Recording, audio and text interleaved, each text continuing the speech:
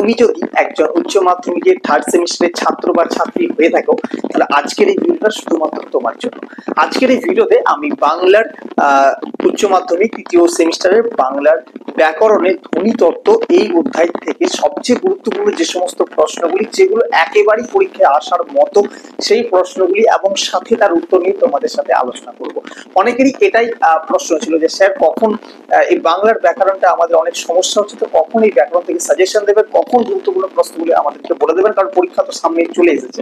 তাই অনেকের অনুরোধে তোমাদের জন্য ব্যাকরণ থেকে যে সমস্ত প্রশ্নগুলি একদম আমি তোমাদেরকে বলতে পারি, তুমি যদি এই প্রশ্নগুলো করে যাও, তুমি কিন্তু একেবারে নিশ্চিত তুমি 100% তুমি পরীক্ষায় এই প্রশ্নগুলি থেকে কমন পাবেই পাবে। তো কি কি সেই প্রশ্ন এবং তার উত্তরটা জানতে অবশ্যই সম্পূর্ণ ভিডিওটা তোমরা দেখতে থাকো। অবশ্যই আমার সাথে সাথে কিন্তু প্রত্যেকটা প্রশ্ন এবং সাথে তার উত্তর কিন্তু খাতায় লিখে নাও। এই প্রশ্নগুলি থেকেই তোমার কিন্তু উচ্চ মাধ্যমিক পরীক্ষায় থার্ড সেমিস্টারে তুমি বাংলার ধ্বনিতত্ত্ব অধ্যায় থেকে কমন পেয়ে যাবে। তো রইল বাকি অধ্যায়গুলো। একটা ভিডিওর সব সাজেশন আমি দেবো না, বাকি অধ্যায় যে সমস্ত প্রশ্নগুলি রয়েছে সাজেশন আমি একের পর এক প্রত্যেকটা অধ্যায় ধরে ধরে সাজেশনগুলো দেবো। কাজে তোমরা কিন্তু চ্যানেলটিকে সাবস্ক্রাইব করে নেবে এবং ভিডিওটি দেখার শেষে যদি তোমাদের ভালো লেগে থাকে অবশ্যই কিন্তু একটা লাইক করে দেবে। তো দেখো, তোমাদের প্রথম যে প্রশ্নটি তোমরা করবে তা হলো, তোমাদেরকে আমি আমার সাথে কিন্তু তোমরা প্রত্যেকে লিখতে থাকবে, ঠিক আছে? প্রথম যে প্রশ্ন সেটা হচ্ছে, তোমাদেরকে আমি বলি, প্রথম প্রশ্ন, বাংলায় মৌলিক স্বরধ্বনির সংখ্যা কয়টি? প্রথম প্রশ্ন উত্তরটা লিখবে তোমরা, বাংলায় মৌলিক স্বরধ্বনির সংখ্যা 7টি। 2 নম্বর প্রশ্ন, তালবিস্ব, মূর্ধন্যস্ব, দন্তস্ব এই ধ্বনি তিনটি কি ধ্বনি? উষ্ম ধ্বনি। 4টি অপশন তোমাদের থাকবে, তো তোমরা সেখান থেকে সঠিকটা বাছাই করে লিখবে উষ্ম ধ্বনি। 3 নম্বর প্রশ্ন, ঘোষ শব্দের অর্থ কি? উত্তর হবে নাদ। 4 নম্বর প্রশ্ন, র ধ্বনিটি হলো, উত্তর হবে কম্পিত ধ্বনি ল। 5 নম্বর প্রশ্ন, ল ধ্বনিটি হলো, উত্তর হবে পার্শ্বিক ধ্বনি। 6 নম্বর প্রশ্ন, দন্তমূলীয় বর্ণের উদাহরণ হলো, উত্তর হবে দন্তস্ব। 7 নম্বর প্রশ্ন, হ ধ্বনিটি হলো, উত্তর হবে উষ্ম ও কণ্ঠনালীয়। 8 নম্বর প্রশ্ন, উষ্ম ধ্বনিটি হলো, উত্তর হবে তালবিস্ব। 9 নম্বর প্রশ্ন, ভ ধ্বনিটি হলো, উত্তর হবে ঘোষ ও ষ্ঠ। 10 নম্বর প্রশ্ন, একটি তাড়িত ধ্বনি হলো, একটা তাড়িত ধ্বনি হচ্ছে ডয় শূন্য র। 11 নম্বর প্রশ্ন, মুখের মান্য বাংলার ধ্বনির সংখ্যা কয়টি? উত্তর হবে 7টি। 12 নম্বর প্রশ্ন, খুবই ইম্পর্টেন্ট একটা প্রশ্ন, একটি তাড়িত ধ্বনি হলো, উত্তর হবে একটি তাড়িত ধ্বনি না, তোমাদের জন্য যেটা 12 নম্বর প্রশ্ন সেটা হচ্ছে বিভাজ্য ধ্বনির অপর নাম, উত্তর হবে খণ্ডধ্বনি, যেটা ভীষণ গুরুত্বপূর্ণ প্রশ্ন। এবার যে প্রশ্ন আমি বলছিলাম, একটা তাড়িত ধ্বনি হলো, ডয় শূন্য র করবে, ঠিক আছে? আগেও একবার বললাম, দুবার হয়ে গেছে। আচ্ছা, এবার যে প্রশ্নটি করবে, বাগধ্বনি প্রধানত যত প্রকার? উত্তর হবে 2 প্রকার। খণ্ডধ্বনিকে বলা হয়, প্রশ্নটাকে এইভাবে ঘুরিয়েও দিতে পারে, উত্তর হবে বিভাজ্য ধ্বনি। বাংলায় ব্যঞ্জন ধ্বনির সংখ্যা কয়টি? উত্তর হবে 30টি। পাশাপাশি উচ্চারিত দুটি ব্যঞ্জন ধ্বনির সমাবেশকে বলে? 4টি অপশন দেওয়া থাকবে, সঠিকটা লিখবে এবং সঠিকটা হবে গুচ্ছ ধ্বনি। এরপর তোমরা যেটা করবে, বাকযন্ত্রের অন্তর্ভুক্ত নয়, আমরা জানি আমাদের বাকযন্ত্র কয়টি এবং তার মধ্যে কোনটা কোনটা আছে, তো যেটা অন্তর্ভুক্ত নয় সেটা হবে কর্ণ। এর পরবর্তী আমি যে প্রশ্নটা বলবো সেটা কিন্তু মারাত্মক গুরুত্বপূর্ণ প্রশ্ন। ফোনোলজি বলতে কি বোঝায়? ভীষণ গুরুত্বপূর্ণ, উত্তর হবে ধ্বনিতত্ত্ব। প্রশ্নটিকে আবার এভাবে ঘুরিয়েও দিতে হয়, ধ্বনিতত্ত্বকে ইংরেজিতে বলা হয়, উত্তর হবে ফোনোলজি। ভীষণ গুরুত্বপূর্ণ প্রশ্ন। আচ্ছা, পাশাপাশি উচ্চারিত দুটি ব্যঞ্জনার সমাবেশকে কি বলে? উত্তর হবে গুচ্ছ ধ্বনি বলে।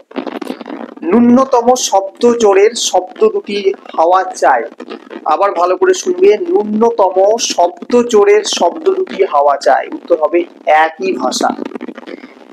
আচ্ছা, ইটপালায়, দন্তন্য, ও ম এই যে বর্ণগুলি রয়েছে, এই যে ধ্বনিগুলো রয়েছে, এগুলো কি ধ্বনি? উত্তর হবে নাসিক্য ধ্বনি।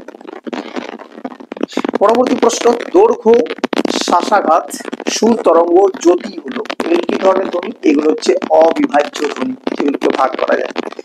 বাংলা উচ্চারণে অর্ধস্বরের সংখ্যা কয়টি? ইম্পর্টেন্ট প্রশ্ন, উত্তর হবে 4টি। আচ্ছা, এবার যেটা করবে সেটা হচ্ছে, এক দলের অন্তর্গত ব্যঞ্জন সমাবেশকে কি বলে? উত্তর হবে যুক্ত ধ্বনি বলে। বাংলায় দুটি ব্যঞ্জনের সমাবেশে তৈরি গুচ্ছ ধ্বনির সংখ্যা কমপক্ষে কয়টি? উত্তর হবে 200টি। শব্দের শুরুতে বা শেষে থাকে যে ব্যঞ্জন সমাবেশ তাকে কি বলে? উত্তর হবে তাকে যুক্ত ধ্বনি বলে। এই প্রশ্নগুলো রয়েছে তোমাদের জন্য ইম্পর্টেন্ট। এর পরবর্তী যে প্রশ্নটি করবে, তিনটি ব্যঞ্জনের গুচ্ছধ্বনি বাংলায় কয়টি? উত্তর হবে 8টি। চারটি ব্যঞ্জনের গুচ্ছধ্বনি বাংলায় কয়টি? উত্তর হবে 1টি। একাধিক দলযুক্ত শব্দের কোনো একটিকে বেশি জোর দিয়ে উচ্চারণ করা হলে তাকে কি বলে? উত্তর হবে শ্বাসাঘাত বলে। হস্যই, হস্যৌ এই যে ধ্বনিগুলো এগুলোকে কি বলা হয়? উত্তর হবে এগুলোকে সংবৃত্ত ধ্বনি বলা হয়। একটি মহাপ্রাণ ধ্বনি হলো ঘ, একটা মহাপ্রাণ ধ্বনি হচ্ছে ঘ। এই কটা প্রশ্ন যদি তুমি করে যাও, আমার মনে হয় তোমরা কিন্তু পরীক্ষায় একেবারেই ধ্বনিতত্ত্ব থেকে যে কটা প্রশ্ন তোমার দেওয়া হবে তুমি এই কটা প্রশ্ন থেকেই তুমি হুবহু কিন্তু কমন পেয়ে যাবে। এছাড়াও তোমরা যদি চাও যে আমরা অতিরিক্ত আরো কিছু প্রশ্ন করতে চাই, তাহলে তোমাদের জন্য কিন্তু এই কটা করলেই হবে। এছাড়াও কিন্তু তোমাদের জন্য বেশ কয়েকটি প্রশ্ন আমি বলছি। যেমন ধরো, বাংলায় প্রচলিত স্বরবর্ণের সংখ্যা কয়টি? আমরা প্রত্যেকে জানি 11টি। ধ্বনির লিখিত ও সাংকেতিক রূপকে কি বলে? উত্তর হবে বর্ণ। ধ্বনি জুড়ে জুড়ে কি তৈরি হয়? উত্তর হবে শব্দ।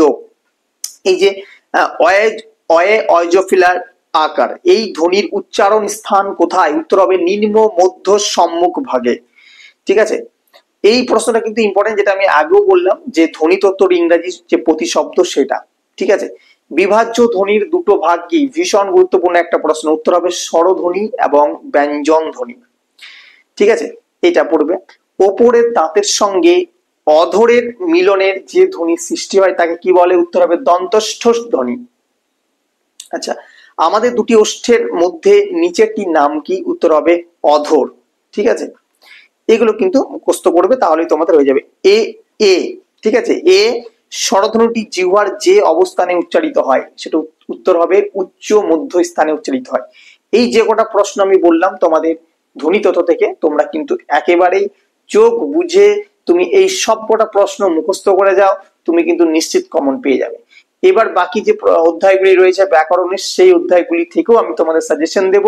তার জন্য কিন্তু চ্যানেলটিকে সাবস্ক্রাইব করে রাখতে হবে এবং বেল বাটনটি প্রেস করে রাখতে হবে। আর যদি তোমার ভিডিওটি ভালো লেগে থাকে অবশ্যই লাইক করবে এবং বন্ধুদের মধ্যে শেয়ার করবে। এছাড়া তোমাদের যদি কোনো রকম সমস্যা থেকে থাকে তুমি সেটা অবশ্যই কমেন্টে জানাতে পারো। যদি অন্য কোনো বিষয় সাজেশন দরকার হয় বা তোমাদের নিজস্ব কোনো প্রশ্ন থেকে থাকে পরীক্ষা সংক্রান্ত, অবশ্যই করতে পারো। অথবা আমাদের ফেসবুক পেজ রয়েছে, আমি তার লিঙ্কটা দিয়ে দেবো, তুমি সেখানে সরাসরি আমাদের সাথে যুক্ত হতে পারো। তবে আজকের ভিডিও এ পর্যন্তই রাখি, দেখা হবে পরবর্তী তোমাদের বাংলার সাজেশনের ভিডিও নিয়ে।